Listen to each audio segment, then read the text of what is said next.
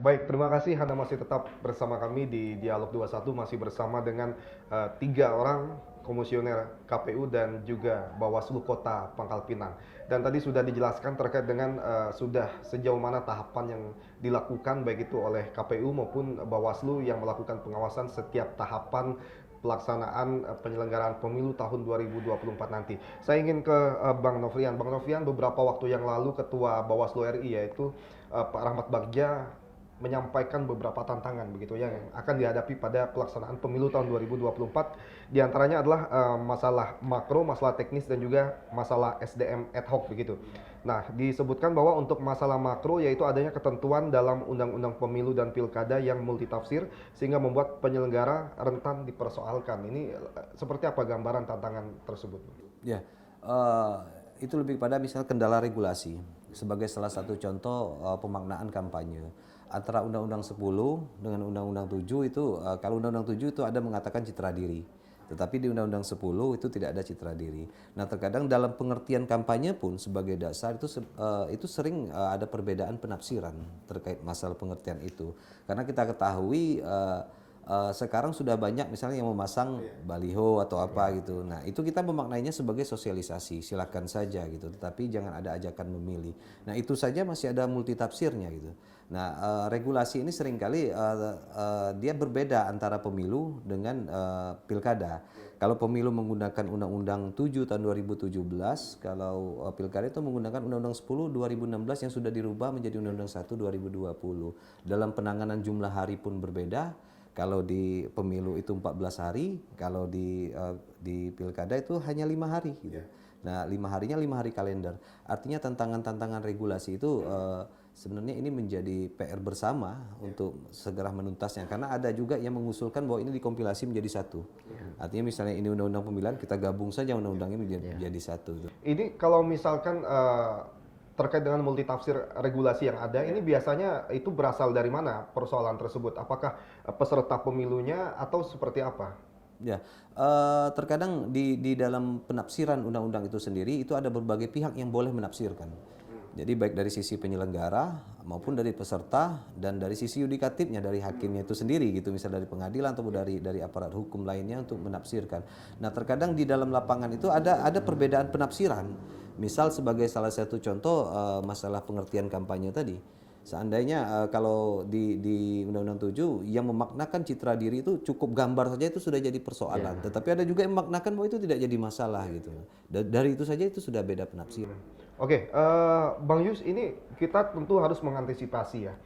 Artinya ketika ada persoalan-persoalan terkait dengan misalkan perbedaan multitafsir dari sebuah regulasi. Di sini kan masih tahapan masih ada waktu bagi kita untuk dapat memberikan edukasi, terutama kepada para peserta pemilu yang kemudian mencari banyak sekali peluang untuk dapat berkontestasi di dalam pemilu ini. Betul. Ini seperti apa langkah-langkah yang kemudian akan diambil untuk mengantisipasi itu? Baik, yang pertama adalah harus kita pahami bersama bahwasanya kita dari hari ke hari, artinya kan teknologi ini semakin meningkat. Jadi ya semua masyarakat terutama ya harus melek. Jadi tidak bisa kita kemarin ya sudahlah, bukan urusan kita.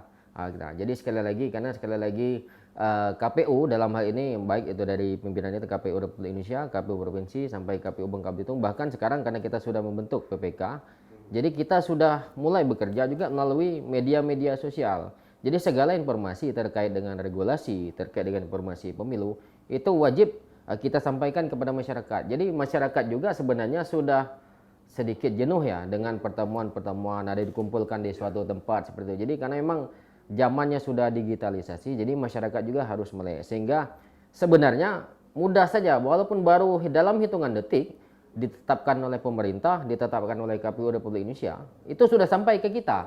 Kalau dulu kan kita harus menunggu, belum ada surat keputusan, belum ada SK dan segala macam. Tapi sekarang dengan media sosial, apalagi KPU Republik Indonesia juga terus-menerus melakukan sosialisasi ini melalui media sosial resmi KPU Republik Indonesia. Jadi semua yang terkait dengan keputusan, termasuk sosialisasi itu disebar melalui media sosial. Jadi sekali lagi kami berharap bahwa ini merupakan salah satu tantangan sebenarnya. Artinya tantangannya apa? Ya masyarakat kita secara global harus siap harus siap mengikuti zamannya, memang sudah zaman teknologi. Jadi tidak bisa lagi kita, mohon maaf, handphone sarana telekomunikasi itu hanya berfungsi sebagai hanya untuk menghubungi, WA tidak, tapi sekali lagi banyak hal-hal yang dibutuhkan, yang sangat diperlukan ketika kita membuka perangkat elektronik ini. Sebagai contoh bahwasanya kami juga dalam beberapa kesempatan kepada peserta pemilu, kami ingin silakan pantau. KPU Kota Pangkal Pinang punya media sosial, punya JDIH, Jaringan Dokumentasi dan Informasi. Jadi semuanya itu ada di situ. Jadi tanpa harus berkoordinasi, tanpa harus datang ke kantor KPU Kota Pangkal Pinang, cukup buka link itu resmi. Itu sudah, oh ternyata ini ada regulasi terbaru. Oh kemudian tanggal ini sudah masuk tahapan ini. Jadi sekali lagi memang tantangan terbesar kita adalah masyarakat sebenarnya harus siap untuk mengikuti ini sudah sudah zamannya. Satu lagi, ini menjadi sangat penting. Semua tahapan pemilu sekarang KPU Republik Indonesia sudah menyusunnya, ini semua terintegrasi dengan sistem. Ya, jadi terbaru kita pemilu 2019 ketika kita rekrutmen kawan-kawan di ad hoc itu kan cukup datang lamaran, jadi yang seperti dulu, tapi sekarang kan semuanya melalui aplikasi. Dan Silon ini juga sistem informasi pencalonan, kalau di pemilu 2019 masih manual pendaftaran, sekarang sudah melalui Silon, sehingga sekali lagi bakal calon DPD juga ya harus melek juga. Jadi jangan hanya gara-gara tidak bisa mengaplikasikan sistem yang sudah dibuat KPU, ini menjadi persoalan, digugatlah ke Bawaslu, ini KPU tidak transparan, KPU tidak menyampaikan ini. Jadi sekali lagi memang masyarakat dan peserta pemilu memang betul-betul harus melek teknologi, karena sekali KPU dalam hal ini tidak henti-hentinya melakukan sosialisasi melalui media-media sosial yang resmi. Penerapan sistem aplikasi yang akan diterapkan pada saat ini sifatnya itu masih hybrid atau memang sudah wajib untuk diterapkan kepada semua, baik itu kepada peserta maupun para penyelenggara ad hoc begitu? Baik, jadi terkait dengan sistem, jadi KPU kita tidak ingin ketinggalan zaman, cukup metode pemilihan kita masih coblos, tapi segala proses tahapan itu kita harus digital.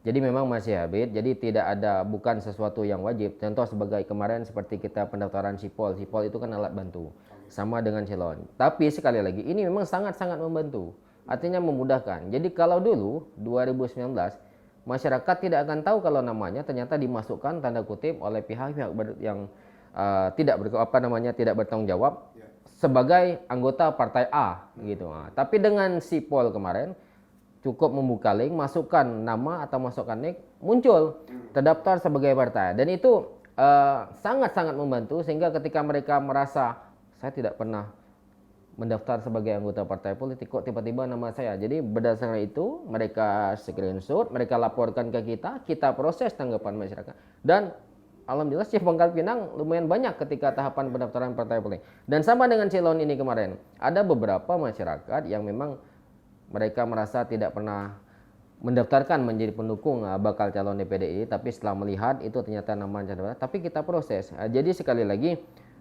sistem yang sudah dibuat oleh KPU ini alat bantu untuk memenuhi tahapannya tetap tahapan yang diatur di dalam PKPU itu. Tapi sekali lagi karena kami merasakan karena kami langsung pengguna, user, termasuk juga partai politik, jadi mereka juga merasa sangat terbantu dengan adanya sistem-sistem atau aplikasi yang sudah dibuat oleh KPU Republik Indonesia seperti itu. Oke, baik Pak Ruslan, ini masalah tantangan selanjutnya itu terkait dengan transparansi penyelenggara, itu kan masih dipermasalahkan. Banyak sekali pihak-pihak yang kemudian masih meragukan apa yang kemudian dilakukan oleh penyelenggara begitu, untuk memastikan dalam pemilu tahun 2024 nanti penyelenggara transparan, penyelenggara betul-betul melaksanakan sesuai dengan aturan perundang-undangan yang berlaku. Apa yang akan Anda lakukan bersama jajaran? Yang pertama, karena penyelenggara ad hoc kita sudah terbentuk di tingkat kecamatan yaitu PPK, dan juga nanti akan terbentuk di tingkat kelurahan yaitu PPS. Pertama, kami sangat memahami bahwa untuk pemilu serentak 2024 ini yaitu kompleksitasnya itu lebih tinggi kita dibandingkan dengan pemilu yang kemarin. Ada beberapa hal yang harus kami lakukan terkait dengan badan ad hoc kami di tingkatan yang paling bawah, PPK, PPS nantinya, yaitu bagaimana kami penguatan SDM kami, kami berikan dia bimbingan teknis terkait dengan tata kelola kepemiluan gitu, tahapan-tahapan yang sedang kita laksanakan itu akan kita BIMTEK sesuai dengan tahapan yang akan berjalan. Supaya mereka itu ketika mereka melaksanakan tahapan sesuai dengan tingkatannya masing-masing, tingkatan di PPK, kecamatan, tingkatan PPS itu di kelurahan, itu sesuai dengan prosedur yang sudah ada. Bukan mereka mengada-ada atau melebih-lebihi gitu. Artinya mereka tetap pada koridor sesuai dengan peraturan perundang-undangan, tetap dalam pengawasan kami yang ada di tingkat KPU Kota Pangkal Pinang. Penguatan kapasitas itu sangat penting untuk jajaran ad hoc kami, karena mereka adalah penyelenggara yang memang di tingkatan yang paling bawah itu sangat penting, sangat vital perannya. Karena ketika ada kesalahan tahapan di tingkatannya masing-masing, di kecamatan, di tingkatan kelurahan, itu akan berakibat juga di tingkat Kota Pangkal Pinang. Makanya mereka penting untuk penguatan kapasitas yang akan selalu kami berikan dan kami pantau bagi mereka sendiri. Oke, penguatan SDM saya kira memang saya setuju sangat penting sekali. Dan sekarang sudah dilaksanakan perekrutan PPK begitu ya? Ya, PPK. Yang sudah resmi menjadi anggota PPK dan saat ini sedang proses untuk pemilihan ataupun perekrutan anggota PPS begitu. Secara teknis nanti para anggota PPK dan PPS ini akan diberi tugas seperti apa di lapangan?